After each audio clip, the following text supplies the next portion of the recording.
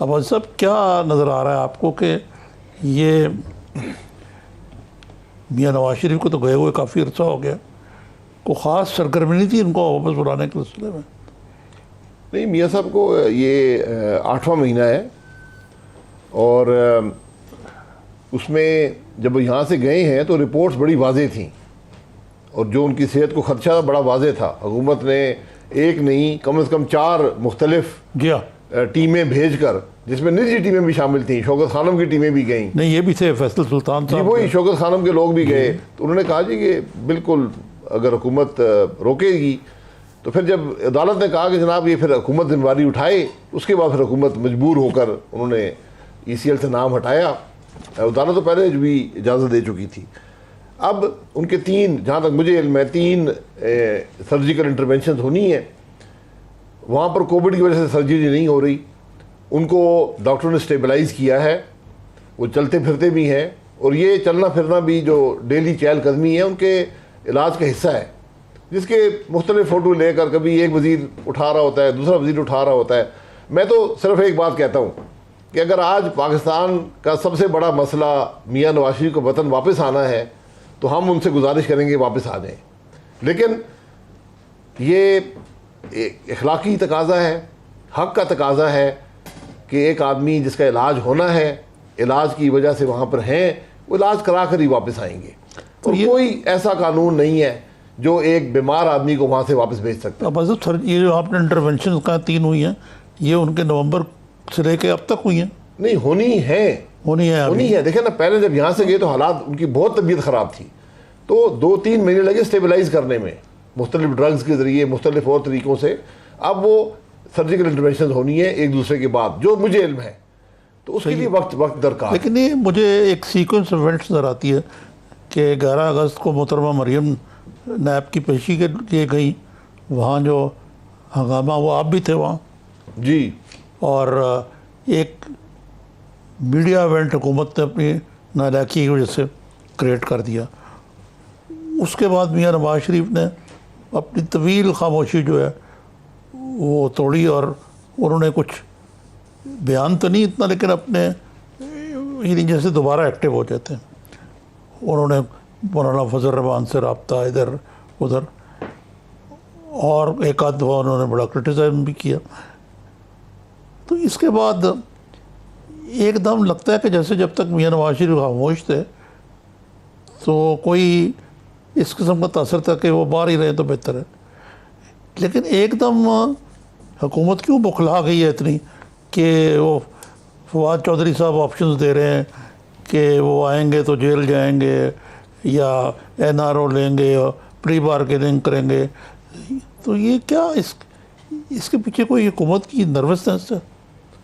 देखिए, हुकूमत नाकाम हो चुकी है, हुकूमत काम कर नहीं सक रही, अवाम मुश्किल में है, तकलीफ़ में है। अब अटेंशन डाइवर्ट करने के लिए मुख्तलिफ यहाँ पर सर्कस के तमाशे लगाए जाते हैं, कभी एक वज़ीर आ जाता है, कभी दूसरा आ जाता है। मैं इसीलिए कह रहा हूँ, अगर सबसे बड़ा इशू आज पाकिस्तान का मियाँ साहब को वापस आना है तो उन्हें गुजारिश करें, वो खुद ही आ जाएंगे, कोई ऐसी बात नहीं है। वो पहले भी, ये हम सब भूल जाते हैं कि आज से 2 साल पहले जुलाई के महीने में जब कन्विक्शन हुई, वो लंदन से ही वापस पाकिस्तान आए थे और जेल चले गए थे। जो उनके केसों की हकीकत है वो भी आज पाकिस्तान के अवाम के सामने अयां हो चुकी है। जिस तरह कन्विक्शन ली गई वो भी आज हर पाकिस्तानी जानता है कि एक जज को ब्लैकमेल करके मियाँ साहब को कन्विक्ट किया गया। ये हकाइक हैं। अब मियाँ साहब जितने मुतहर्रिक आज हैं, इतने पहले भी थे। उनके राब्ते मुख्तलिफ पोलिटिकल लीडर से होते रहे हैं, जेल से भी होते रहे हैं, जब घर पर थे वहाँ से भी होते रहे हैं, और लंदन में कम हुए क्योंकि उनकी तबीयत बहुत ख़राब थी। ख़ासतौर पर जब कोरोना वहाँ ज़्यादा फैला हुआ था जी, तो उस वक्त तो बिल्कुल डॉक्टरों की तरफ से उनका घर से बाहर निकलना बंद कर दिया गया था। तो ये हकाइक है सारी बात के। हुकूमत अपने गुनाहों पर, अपनी नाकामियों पर पर्दापोशी कर रही है सारे मामले से। लेकिन जो बरतानिया के साथ हमारे एक्स्ट्राडिशन ट्रीटी तो है नहीं कोई, तो ये क्या कोशिश कर देंगे, किस तरह वापस लाएंगे उनको उनकी मर्ज़ी के बगैर? देखिए, ये वज़रा ना किसी को पता है, जिसका काम नहीं है, कोई रेलवे का वज़ीर है, कोई साइंस टेक्नोलॉजी का वज़ीर है, वो बयान, यहाँ हर आदमी को बयान देने का शौक़ है। तो इंटीरियर मिनिस्टर बताएं कि क्या तरीका है। कोई ऐसा तरीका नहीं है। कोई मुल्क भी एक शख्स जिसकी जान खतरे में हो, जो बीमार हो, उसको इस तरह एक्स्ट्राडाइट नहीं करता। ये बात बड़ी वाज़ेह है।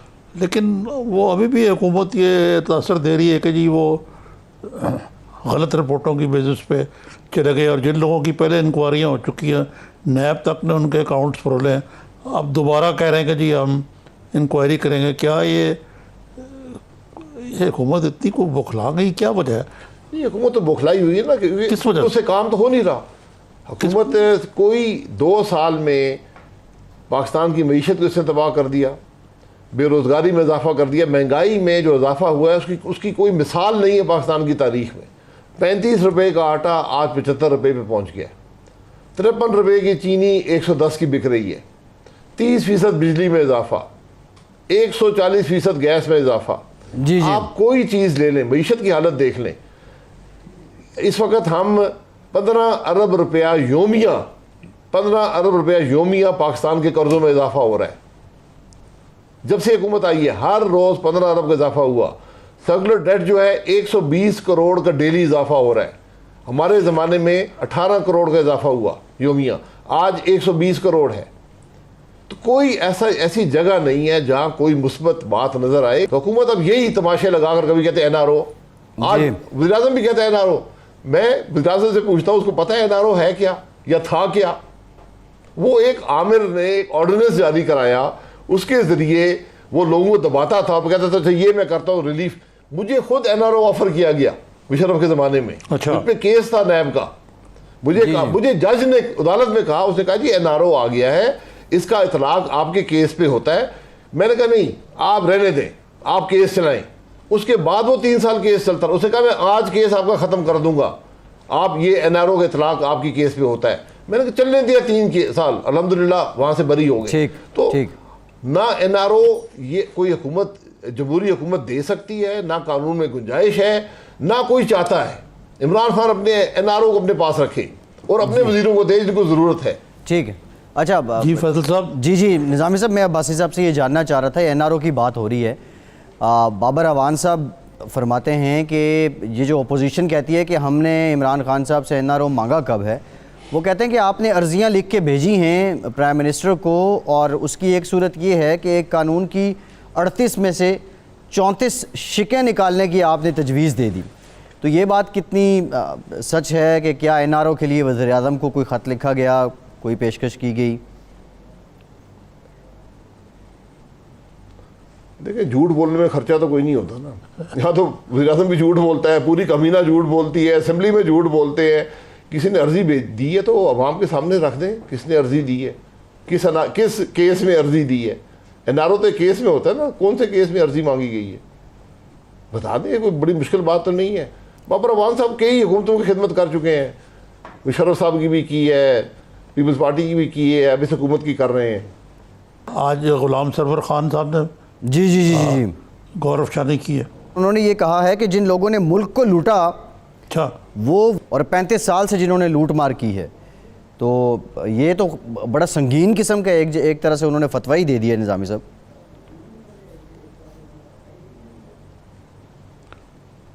क्यों वाजिद साहब, ये क्या तबसरा आपका इस पर? मैं कहूँ कि वाजिबुल कत्ल इल्ज़ाम लगने से पहले हैं या उसके बाद हैं?